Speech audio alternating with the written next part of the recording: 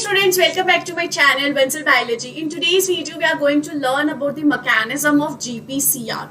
Okay, regarding the cell signaling, it is a part 2 video. Part 1 video I have already uploaded. Before going with this video, I would request you to watch that video so the concepts of the basic about cell signaling is very clear to you.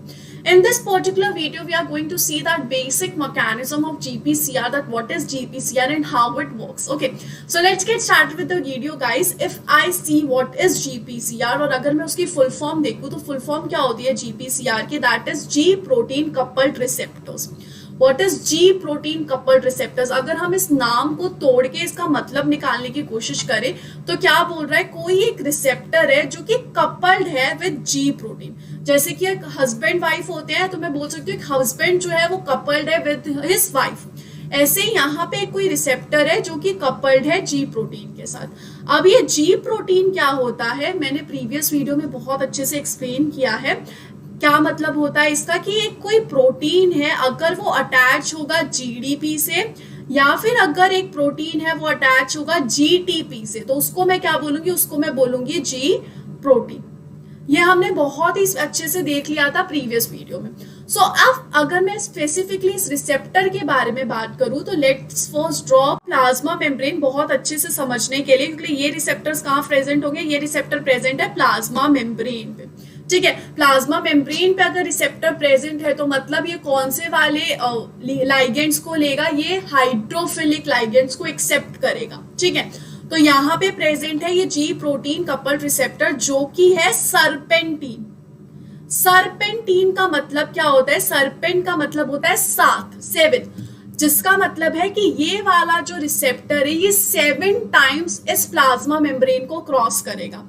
जैसे कि इसने क्या, first time, then second time, third time, fourth, fifth, sixth and seventh. 7 time इसने plasma membrane को cross किया है और इसके पास एक एन टर्मिनल प्रेजेंट है और एक सी टर्मिनल प्रेजेंट है, जिससे मुझे पता चल गया कि ये कैसा है, ये एक प्रोटीन है जो कि रिसेप्टर के तौर पे एक्ट कर रहा है. तो ये कैसा है, ये एक अल्फा हेलिक्स प्रोटीन रिसेप्टर है. राइट, यहाँ पे इसका ये जो एन टर्मिनल है वो क्या करेगा, वो एक लाइगेंड से बाइंड करेगा और ये सी टर्मिनल आगे की चीजें सेल के अंदर तक पहुंचाएगा. यानी कि ये जो प्लाज्मा मेम्ब्रेन के ये है इंट्रासेल्यूलर वाला पार्ट, यानी कि सेल के अंदर, और इसके बाहर वाला ये है एक्स्ट्रा सेल्यूलर वाला पार्ट. यहाँ बाहर से कोई भी लाइगेंड आएगा और अंदर सब चीजें चलेंगी. राइट, अब यहाँ पे कपल्ड है विद G प्रोटीन, यानी कि इसके साथ क्या प्रेजेंट होगा, एक G प्रोटीन प्रेजेंट होगा. तो यहाँ पे एक प्रोटीन बना लेती हूं मैं, जिसको हमने क्या बोला है, जिसको हमने बोला है G प्रोटीन. ऐसे होता है. अब आप देख सकते हो कि यहाँ पे मैंने 3 बताई है, 3 सब यूनिट्स बताई है. तो ये जो G प्रोटीन्स होती हैं इनकी जनरली 3 सब यूनिट्स होती है. एक होती है अल्फा सब यूनिट, एक होती है बीटा सब यूनिट और एक होती है गामा सब यूनिट. कुछ G प्रोटीन की सिर्फ सिंगल सब यूनिट भी होती है, जिनके बारे में हम बाद में पढ़ेंगे. अभी हमें ये देखना है कि इस G प्रोटीन की कितनी सब यूनिट्स है, 3 सब यूनिट्स है, alpha, beta and gamma. Right, अब ये जो अल्फा सब यूनिट होती है ये होती है जो कि बाइंड है GDP के साथ. इसलिए मैंने इस प्रोटीन को क्या बोल दिया, इस प्रोटीन को मैंने बोल दिया G protein. Why, because it is bound with the GDP. Right now it is inactive form. अगर ये GDP से बाइंड है तो ये कैसी होगी, इनएक्टिव फॉर्म में होगी. अगर मुझे इसको एक्टिव फॉर्म में कन्वर्ट करना है तो मुझे क्या देना पड़ेगा, इसको GTP देना पड़ेगा. सो फर्स्ट ऑफ ऑल क्या होगा, फर्स्ट ऑफ ऑल एक लाइगेंड आएगा और ये लाइगेंड आके यहाँ पे इस पोजीशन पे इसने क्या कर दिया, बाइंड हो गया. ये क्या है, ये है एक लाइगेंड. यहाँ पे लिख देती हूँ मैं, what is this, this is a ligand. जैसे ही ये लिगेंड यहाँ पे आके बाइंड होगा, ये वाला जो ट्रांस मेम्ब्रेन प्रोटीन है यानी कि रिसेप्टर है वो क्या हो जाएगा, एक्टिव हो जाएगा. इसकी ये जो स्पेसिफिकली ये जो सी टर्मिनल एंड है वो क्या हो जाएगी, एक्टिव हो जाएगी. वही अंदर प्रेजेंट और वही सारा रिस्पॉन्स क्रिएट करेगी. तो जैसे ही ये एक्टिव हो जाएगी उसकी वजह से ये जो अल्फा सब यूनिट इससे बाइंड है ना, ये भी क्या हो जाएगा, एक्टिव हो जाएगा. ये एक्टिव कैसे होगा, इसमें से ये जो GDP है वो तो हो जाएगा रिमूव, ये GDP हो गया रिमूव और इसकी जगह क्या आ जाएगा, इसकी जगह आ जाएगा GTP. क्या आ गया, इसकी जगह GTP आ गया और GDP हो गया है रिमूव. क्लियर है? इतनी बात बहुत अच्छे से समझ में आ गई। तो अगर हम नेक्स्ट स्थिति देखें, ये फर्स्ट केस था, सेकंड केस में अब यहाँ पे कैसी कंडीशन प्रेजेंट होगी? ये हमारा सर्पेंटीन है, 4, 5, 6 और 7, ठीक है। सर्पेंटीन प्रेजेंट था, यहाँ पे एन टर्मिनल, यहाँ पे सी टर्मिनल, ये बीटा, गामा और ये अल्फा। यहाँ पे प्रेजेंट है अब जीटीपी। अब ये जो अल्फा सब यूनिट है ये एक्टिव हो गई। ये एक्टिव किसकी वजह से होगी? एक हमने एंजाइम देखा था जिसका गेफ की एक्टिविटी से हुआ था। गेफ क्या होता है? गेफ होता है ग्वानिन न्यूक्लियोटाइड एक्सचेंज फैक्टर। ये क्या करता है? ये जीडीपी को रिमूव करता है और जीटीपी को अटैच करता है। तो जैसे ही यहाँ पे ये रिसेप्टर एक्टिवेट हो जाएगा, ये गेफ के तौर पे एक्ट करेगा। इट विल एक्ट एज गेफ, और गेफ में ये क्या करेगा? जीडीपी का रिमूव करेगा और जीटीपी का अटैचमेंट कर देगा। फिलहाल अगर आप देखोगे तो ये किस फॉर्म है? ये ट्राइमर के फॉर्म है। 3 सब यूनिट्स है ना, तो ये कैसा है? ये एक hetero trimer. Hetero trimer, hetero क्यों? क्योंकि 3 डिफरेंट सब यूनिट्स और ट्राइमर मतलब ट्राइमर। जैसे ही यहाँ पे जीटीपी बाइंड हो गई इस अल्फा सब यूनिट के, ये इससे हट जाएगा, ये हो जाएगा डिसोसिएट। कौन हुआ डिसोसिएट? सिर्फ और सिर्फ अल्फा सब यूनिट, सॉरी ये अल्फा ऐसे, सिर्फ और सिर्फ अल्फा सब यूनिट जो है वो डिसोसिएट हो जाएगी बीटा और गामा से। तो यहाँ पे अब अल्फा सब यूनिट अलग से प्रेजेंट है, ये आ गई अल्फा सब यूनिट। सो अगर हम आगे देखें तो यहाँ पे मैं बनाती हूँ प्लाज्मा मेम्ब्रेन, और यहाँ पे ये दोनों बीटा और गामा अलग से प्रेजेंट है, और अल्फा वाली सब यूनिट अलग होके यहाँ आ जाएगी। ये हो गई अल्फा सब यूनिट जिससे अटैच है जीटीपी। अब इस अल्फा सब यूनिट जो है ये एक्टिव है, it is no longer in inactive form, it is active form.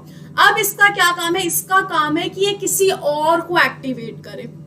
Obviously इसका काम है किसी और को एक्टिवेट करे। तो यहाँ पे क्या प्रेजेंट है? प्लाज्मा मेम्ब्रेन पे एक इफेक्टर मॉलिक्यूल प्रेजेंट होगा। एक इफेक्टर मॉलिक्यूल प्रेजेंट है जो कि फिलहाल इनएक्टिव फॉर्म में, फिलहाल ये इनएक्टिव फॉर्म में।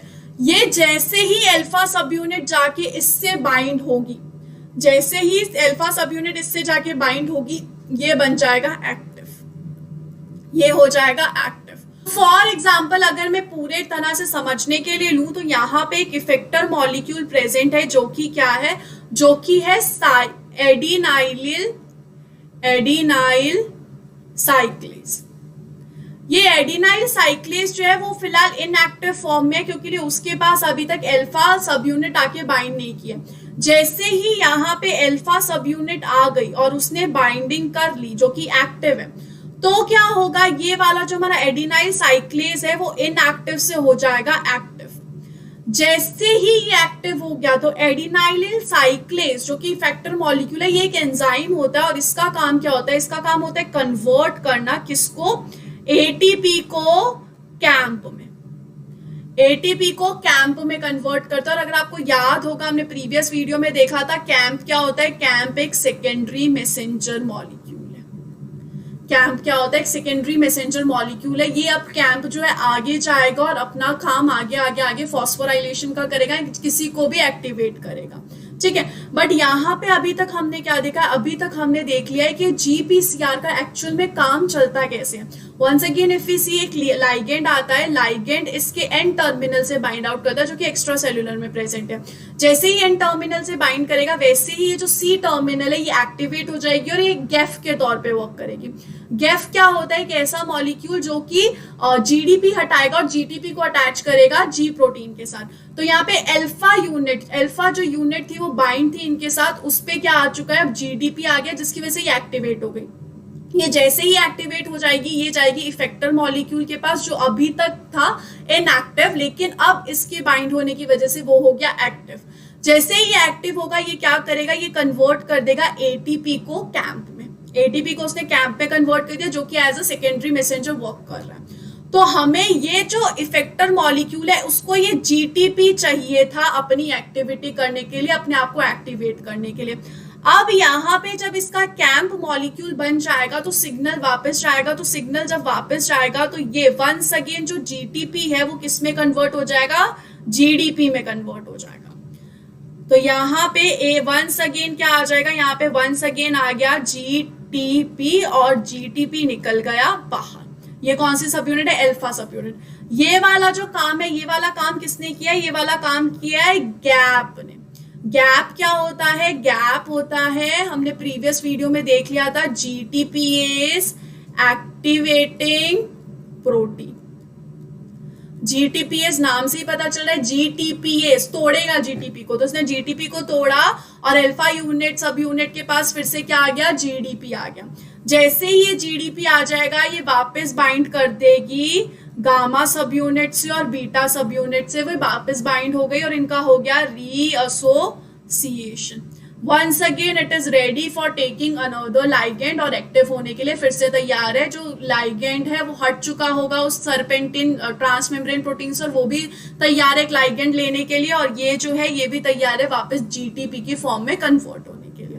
तो इस तरह से ये जो साइकिल चलती रहेगी। अब ये जो कैंप है वो आगे मैसेज लेकर जाएगा, वो अभी हम देखेंगे हमारे नेक्स्ट वीडियो में, जब हम पढ़ेंगे कि कैसे सिग्नलिंग होती है इसकी।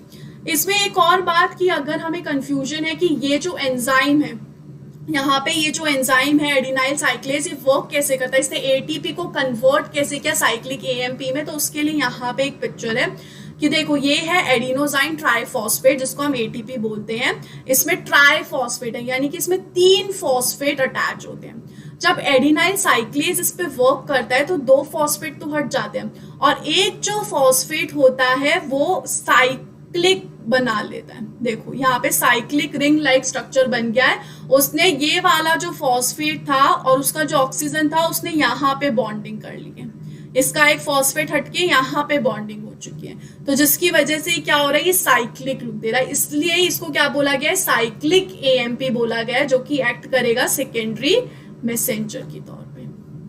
सिर्फ इतनी सी बात है, ज्यादा कुछ भी नहीं है। ये था बेसिक जीपीसीआर के बारे में, जीपीसीआर रिसेप्टर्स जो है वर्क कैसे करते हैं। आगे की जो हम सिग्नलिंग है डिटेल में देखेंगे हमारे अपकमिंग वीडियो में गाइस। तो thank you so much for watching the video. Don't forget to subscribe my channel and share this video with all your friends guys. Thank you so much, bye bye.